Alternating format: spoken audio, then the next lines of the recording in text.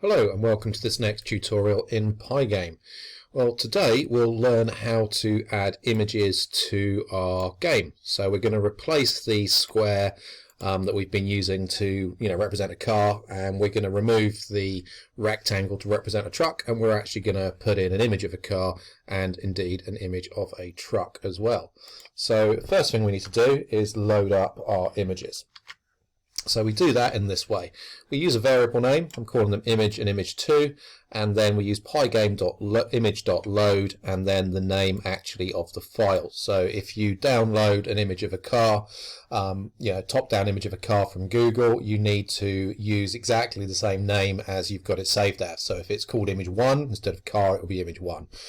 If it's called, whatever it's called, the same name has to go in here.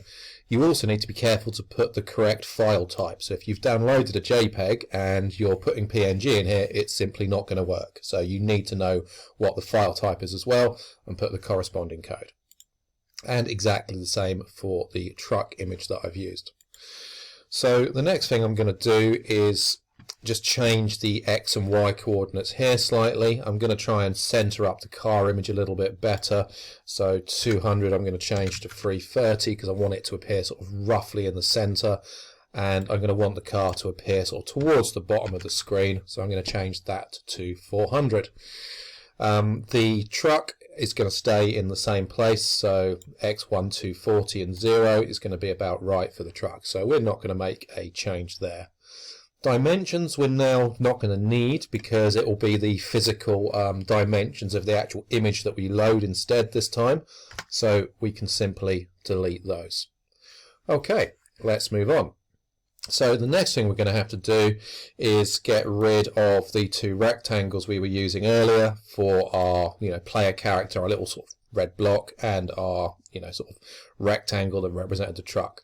Now bear in mind the X and the Y here is what we're using for collision detection, and X1 and Y1 is what we were using for collision detection of the truck. So we're going to keep a few things quite similar just to save redoing quite a bit of the code.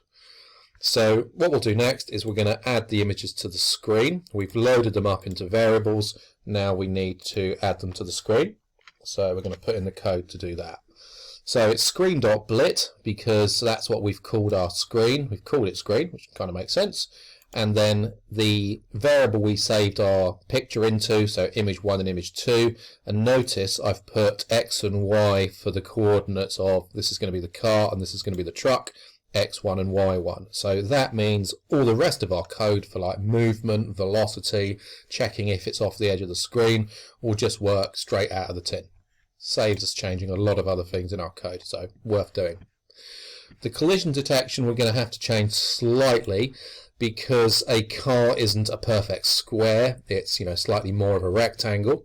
So when you get your image from Google, you'll need to open it up in an image editing piece of software. I'll show you this in Paint because in Windows you just get it with the operating system, so just in case you don't have any other kind of image editing software at your disposal. You'll download the image, crop it to get rid of much as the white around as possible. You can even get rid of the white surrounds in image editing software to make it transparent. That makes it look nicer, but you'll need access to some better software for that. So for example, Photoshop, Serif Photo, to be able to get rid of the white edging around the car. Now, one thing you can do very easily in Paint is resize. So if we have a look at the pixel dimensions here, it's 30 by 60. So our block was 20, this is 30, so we're going to need to make a slight edit here just to make sure the collision detection is still accurate. So on the x-axis, we'll just need to make sure that we change the x plus 20 to x plus 30. So that will get the right-hand side of the car. X obviously we don't need to change because that's still where it's beginning to be drawn from. Then we'll get an image of a truck as well, and we'll also need to check the sizes of that. So here's one I just downloaded for use, and again if we look at the resize button we can see it's 27 by 60. So this 60 can remain exactly the same because I've made sure it's the same length.